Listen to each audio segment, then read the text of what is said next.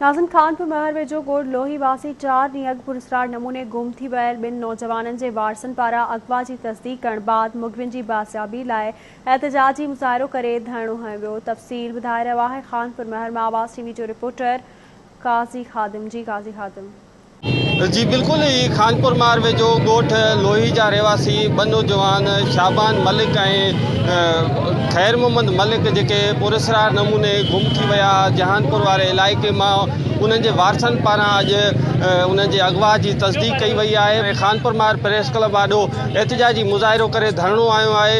अचो त हिननि सां ॻाल्हि ॿोल कयूं त हुननि जो कहिड़ो मुतालबो आहे। तक़रीबन 5 ॾींहं पहिरियां असांजा जेके नौजवान आहिनि उन्हनि खे अगवा कयो वियो आहे ऐं उनजी जेका आहे सो असां SSP साहब खां घुर कयूं था त असांजे नौजवाननि खे वापसि करायो वञे। इलाइक़े जे आला अमलदारनि खे असीं घुर कयूं था त जेको आहे सो जेकी ही अमुन जेका सिंध जी तबाह थी वई आहे उन खां वधीक असांजे ज़िले घोटकी जो जेको अमुन तबाह थियो आहे उन ते नज़रसानी करे जेके मुख़्तलिफ़ इलाइक़नि मां अॻवान जा वारदात रोज़ थियनि था, पर असां ग़रीबनि जा इहे अबोझ नौजवान खणी करे असांजी बिरादरी सां ॾाढो ज़ुल्म कयो वियो आहे। अमन थोरो शाबान छोकिरो स्कूटर किराए ते हलाईंदा, पोइ हिन फ़ोन कयूं 16 तारीख़ ते दावत खाई हिन उते जीअं पहुता उन महिल हिन मोबाइल में खसिया करोड़ रुपयो घुरणो कयो अथऊं। असां साईं गाॾी किराए ते हलाईंदा आहियूं, करोड़ रुपयो काढो वञे असांखे आज़ादु करायो वञे। SP साहिब खे DIG खे इहा अपील आहे त असांखे महिरबानी करे छोकिरा आज़ादु कया वञे। 2 ॾींहं करे हिकिड़ो ॾोहिटो आहे, हिकिड़ो मुंहिंजो पोटो आहे, हिकिड़े पोटे जो शाबान नालो आहे, ॾोहिटे जो खैर मोहम्मद नालो आहे। उन खे 4 ॼणियूं उनखे हिकिड़ो पुटु आहे नंढो हाणे ॼायो आहे। साईं ग़रीब माण्हू उहे मोटरसाइकिल ते विया, उते न्याणी बि आहे,